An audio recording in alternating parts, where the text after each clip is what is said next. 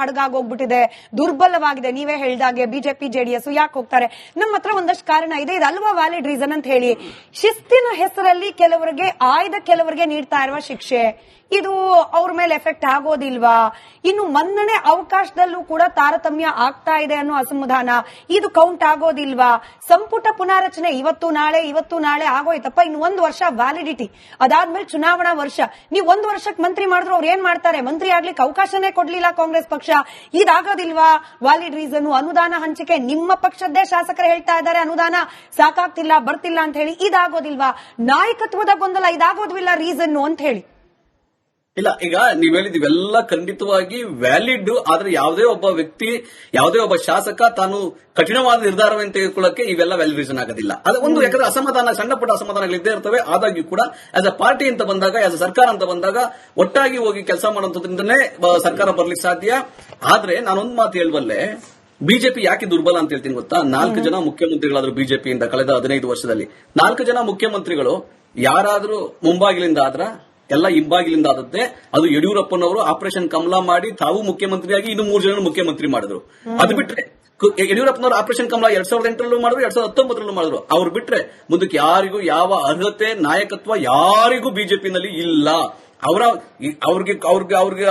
ಅವ್ರಿಗೆ ತೊಂದರೆ ಕೊಟ್ರೆ ಅಥವಾ ಅವ್ರನ್ನ ಮುನಿಸ್ಕೊಂಡ್ರೆ ಅವರು ತೊಂದರೆ ಆಗುತ್ತೆ ಅಂತ ಹೇಳಿ RSS ಅವರು ಮಂಡಿ ಊರಿದ್ದಾರೆ, ಬಿಜೆಪಿ ಅವರು ಮಂಡಿ ಊರಿದ್ದಾರೆ. ಅವ್ರ ಮಗನಿಗೆ ಪ್ರಥಮ ಬಾರಿ MLA ಆಗಿರ್ತಕ್ಕಂಥ ಮಗನಿಗೆ ಅಧ್ಯಕ್ಷ ಸ್ಥಾನವನ್ನು ಬಿಟ್ಕೊಟ್ಟಿದ್ದಾರೆ, ಕುಟುಂಬದ ಆಸ್ತಿ ತರ ಬಿಟ್ಕೊಟ್ಟಿದ್ದಾರೆ. ಬಿಜೆಪಿ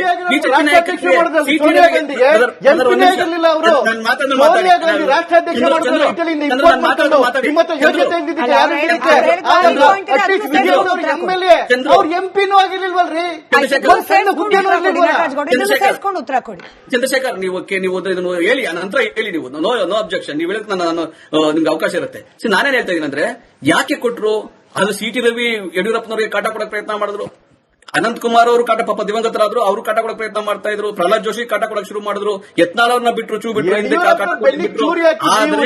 ಆದ್ರೆ ಇವತ್ತು ಕೂಡ ಅವ್ರ ಮಗನ್ಗೂ ಕೂಡ ಅದೇ ರೀತಿ ಕಾಟವನ್ನ ಕೊಡ್ತಾ ಇದ್ದಾರೆ. ವಿಜಯೇಂದ್ರ ಇವತ್ತು ಏನು ಇವ್ರಲ್ಲ 140 ಕ್ಷೇತ್ರಗಳು ನಾವು ಹೆಚ್ಚು ಬಂದ್ಬಿಟ್ಟಿದೀವಿ ಅಂತ. ಈಗ ಚಂದ್ರಶೇಖರ್ ನೀವು ಮಾತಾಡ್ರಿ, ಚಂದ್ರಶೇಖರ್ ನೀವು ಮಾತಾಡಿ, ನಾನು ಮಾತಾಡಿದ್ರೆ ಮಾತಾಡಿ. ನಾನೇನ್ ಹೇಳ್ತಾ ಇದ್ದೀನಿ ನಿಮ್ಗೆ, 140 ಕ್ಷೇತ್ರಗಳು ನಾವು ಹೆಚ್ಚಿಗೆ ಬಂದ್ಬಿಟ್ಟಿದೀವಿ ಪಾರ್ಲಿಮೆಂಟ್ ಅಲ್ಲಿ ಅಂದ್ರಲ್ಲ, ಅವಾಗ ಅಸೆಂಬ್ಲಿನಲ್ಲೂ ಕೂಡ ಮೋದಿನೇ ಬಂದಿದ್ದಿಲ್ಲಿ. ಮೋದಿ DK ಶಿವಕುಮಾರ್ ಸಿದ್ದರಾಮಯ್ಯನವ್ರ ಮುಂದೆ ಮಂಡಿ ಊರಿ ಮೋದಿ ವಾಪಸ್ ಹೋದ್ರು. ಏನು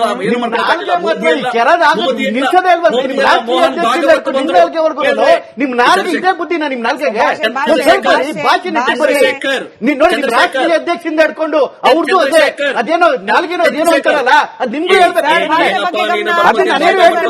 ನಾಲ್ಗೇನೋ ಅದು ಅಂತ ನಾನು ನಿಮ್ಮನ್ನ ಕೇಳ್ತಾ ಇದ್ದೀನಿ. ನಿಮ್ದು ನಾಲ್ಗೇನೋ ಅಥವಾ ಅದೇನೋ ಬೇರೆ ಹೇಳ್ತಾರಲ್ಲ ನಮ್ಮ ಹಳ್ಳಿ ಕಡೆ, ಅದು ಕೇಳಿಸ್ಕೊಳ್ಳಿ. ಪ್ರಧಾನಮಂತ್ರಿ ಮಾತಾಡ್ಬೇಕಾದ್ರೆ ಸ್ವಲ್ಪ ನಾಲ್ಗೆ ನೆಟ್ಗಿಟ್ಕೊಂಡು ಮಾತಾಡ್ಬೇಕ್ರಿ.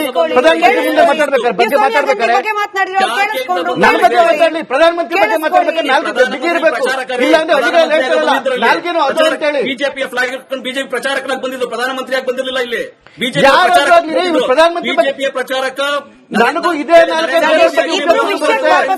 ನಿಮ್ ಸೋನಿಯಾ ಗಾಂಧಿಗೂ ಯಾರ್ಯಾರು ಏನೇನ್ ಮಾತಾಡ್ತಾರೆ ಗೊತ್ತಿದೆ ತಾನೆ ಸೋಷಿಯಲ್ ಮೀಡಿಯಾದಲ್ಲಿ. ನಿಮ್ ಸೋನಿಯಾ ಗಾಂಧಿಗೂ ಯಾರ್ಯಾರು ಏನೇನ್ ಅಂತಾರೆ ಸೋಷಿಯಲ್ ಮೀಡಿಯಾದಲ್ಲಿ ಗೊತ್ತಲ್ವಾ? We are not debating on Modi Sonia Gandhi today. We are not debating on Modi Sonia Gandhi today. ವಿಷಯಕ್ಕೆ ವಾಪಸ್ ಬನ್ನಿ. Smita, control him. ನಾನು ಮಾತಾಡೋದು controlling both of you, sir. Control your tongue. Modi ಅವ್ರ ಬಗ್ಗೆ ಮಾತಾಡ್ಬೇಕಾದ್ರೆ ಗೌರವ ಇರಲಿ. ನನಗೂ ಸೋನಿಯಾ ಗಾಂಧಿ ಚಂದ್ರಶೇಖರ್ ಸರ್ 30 ಸೆಕೆಂಡ್ ನಟರಾಜ್ ಗೌಡ್ರದ್ದು ಸಮಯ. 30 ಸೆಕೆಂಡ್ ಬಿಡ್ರಿ, ಮಾತಾಡ್ರಿ.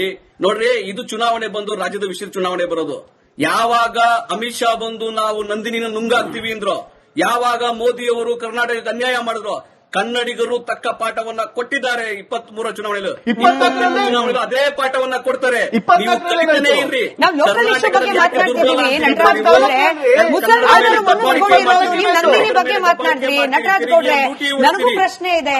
ನೀವು ನಂದಿನಿ ಬಗ್ಗೆ ಮಾತನಾಡಿದ್ರಿ, ಮುಸಲ್ಮಾನರಿಗೆ ಟಿಕೆಟ್ ಅಲ್ಲಾದ ಅನ್ಯಾಯ, ಇದು ಮ್ಯಾಟರ್ ಆಗೋದಿಲ್ವಾ? ಹಾಗೆ ನಾನು ಮತ್ತೆ ಕೇಳ್ತಿರೋ ಹಾಗೆ ಸಚಿವ ಸಂಪುಟದಲ್ಲಿ ಸ್ಥಾನ ಬೇಕು ಅಂತ ಕಾಯ್ತಿದ್ದಾರೆ, ಅವರಿಗೆ ಅಸಮಾಧಾನ ಮ್ಯಾಟರ್ ಆಗೋದಿಲ್ವಾ? ಬಿಜೆಪಿಯಲ್ಲಿ ಇರ್ತಕ್ಕಂಥ ಲೂಪ್ ಅಫ್ಕೋರ್ಸ್ ನಿಮ್ಮ ಪಕ್ಷಕ್ಕೆ ಸಮಾಧಾನ ಸೊಲ್ಯೂಷನ್ ಅಲ್ಲ. ನಿಮ್ಮ ಖಂಡಿತ ಅಲ್ಲ. ಪಕ್ಷದಲ್ಲಿರ್ತಕ್ಕಂತ ಲೂಪ್ ಹೋಲ್ಗಳ ಬಗ್ಗೆ ನಾನು ಪ್ರಶ್ನೆ ಕೇಳ್ತಾ ಇರೋದು. ಬಿಜೆಪಿ ಕಡೆ ಈಗ ಮುಸಲ್ಮಾನರಿಗೆ ಈಗ ಸ್ಮಿತಾ ಅವರಿಗೆ ನಿಮ್ಮ ಮಾತು ಸರಿ ಇದೆ.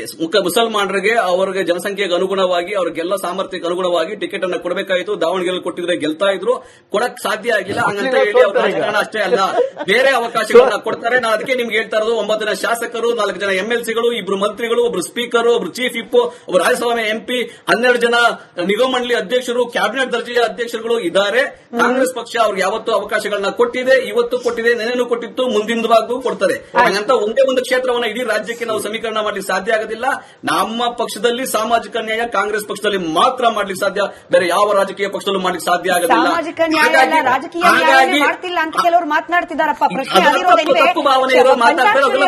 ಪಂಚಾಕ್ಷರಿ ಬಹುಶಃ ನಿಮ್ಗೆ ಪ್ರಶ್ನೆ ಇರ್ಬೋದು ನಟರಾಜ್ ಗೌಡ್ರೆ. ಪಂಚಾಕ್ಷರಿ ಅಂತ ಹೇಳಿ ನಮ್ಮ ವೀಕ್ಷಕರೊಬ್ಬರು ಕರೆ ಮಾಡಿದ್ದಾರೆ. ನಮಸ್ಕಾರ ಸರ್.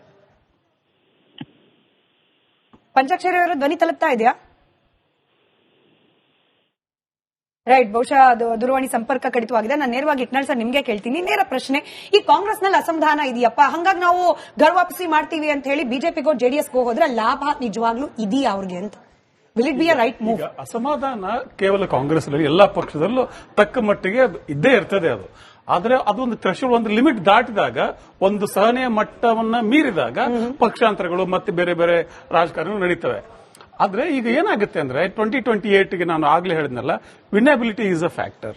ಕಾಂಗ್ರೆಸ್ ಪಕ್ಷ ಮತ್ತೆ ಅಧಿಕಾರಕ್ಕೆ ಬರ್ತದ? ವೆರಿ ಆಬ್ಜೆಕ್ಟಿವ್ಲಿ ಯೋಚನೆ ಮಾಡಿದ್ರೆ ಹೀಗೆ ಮುಂದುವರೆದ್ರೆ ಬಹುಶಃ ಹೀಗೆ ಮುಂದುವರಿತದೆ, ಬರ್ತದ. ಕಾಂಗ್ರೆಸ್ ಹೋಗ್ತಾರೆ ನೀವೇ ಹೇಳ್ತೀರಿ, ಆಮೇಲೆ ನೀವೇ ಹೇಳಿದ್ರಿ ಮುಸ್ಲಿಮರಲ್ಲಿ ಟಿಕೆಟ್ ಕೊಟ್ಟಿದ್ರೆ ದಾವಣಗೆರೆಯಲ್ಲಿ ಗೆಲ್ತಿದ್ರು ಅಂತ. ಅಂದ್ರೆ ಏನರ್ಥ? ಈಗ ನೀವು ಬರ್ರಿ ಗೆಲ್ಲೋದಿಲ್ಲ ಅಂತ ಅರ್ಥನಾ? ಗೆಲ್ತಿದ್ರು ಅಂತ ಹೇಳಿದ್ರಲ್ಲ. ಹಾಗೇನೆ ಹೊರಗಡೆಯಿಂದ ಕಾಣೋದು ಬೇರೆ ಇರ್ತದೆ ಗೌಡ್ರೆ. ಈಗ 2028ಗೆ winnability is a big question mark. ಏನಾಗಿದೆ, ಕಾಂಗ್ರೆಸ್ಸಿನ ಕೇಂದ್ರ ಮಟ್ಟದಲ್ಲಿ ಮತ್ತು ರಾಜ್ಯ ಮಟ್ಟದಲ್ಲಿ ಬೇರೆ ಬೇರೆ ಕಾರಣಗಳಿಂದ ಬೇರೆ ಬೇರೆ ತರದ ಅಸಮಾಧಾನಗಳಿದಾವೆ, ಅತೃಪ್ತಿಗಳಿದಾವೆ. There is lack of coordination both from the central high command to states. There are various levels there is discord in Congress. ಅದ್ರ ಜೊತೆಗೇನೆ ಅವರ ಒಂದು ಸಂಘಟನೆಯ ಒಂದು ಏನು ಶಕ್ತಿ ಅಂತೀರಾ ಅಥವಾ ಚತುರತೆ ಅಂತೀರಾ, that also is lacking. Combined with anti-incumbency 2028 is very very big question mark. ಹಾಗಿರುವಾಗ ಕಾಂಗ್ರೆಸ್ ಅಲ್ಲಿ ಒಂದು 10 ಜನ ಇಟ್ಕೊಳ್ಳಿ, 50-60 ಬಿಡಿ, 10 ಜನ ಆನ್ ದೇರ್ ಓನ್ ಸ್ಟ್ರೆಂತ್, ಯಾವುದೇ ಪಕ್ಷ ಇದ್ರೂ ಕೂಡ ನಾನು ಗೆದ್ದೆ ಬರ್ತೇನೆ ಅಂತ ಒಬ್ಬ ಅಭ್ಯರ್ಥಿ ಇರುವಾಗ ಅಲ್ಲಿ what will he choose? Will he choose a winning party or will he choose a losing party? He wants to be in government. ಆಮೇಲೆ any party, whether it is BJP or Congress, any party, ಹೇಳಿದ್ರು ಚಂದ್ರಶೇಖರ್ ಅವ್ರು ನಾವು ಕರ್ಕೊಳ್ಳೋದಿಲ್ಲ ಹಾಗೆ ಅಂತ. ಒಬ್ಬ ವಿನೇಬಲ್ candidate ಬಂದಾಗ ಎಲ್ಲ ಪಾರ್ಟಿನೂ ವೆಲ್ಕಮ್ ಮಾಡ್ತವೆ.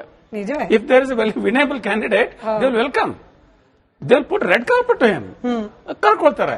ಸೊ ಹೀಗಿರುವಾಗ ದಟ್ ಶಿಫ್ಟ್ ಇಸ್ ಪಾಸಿಬಲ್.